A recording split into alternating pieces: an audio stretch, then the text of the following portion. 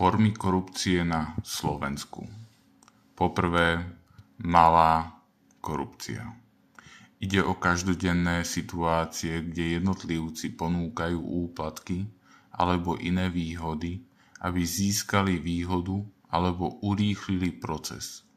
Úplatky lekárom, aby poskytli lepšiu starostlivosť alebo prednostné vyšetrenie, darčeky úradníkom za rýchlejšie vybavenie povolení, drobné úplatky dopravnej polícii pri priestupkoch.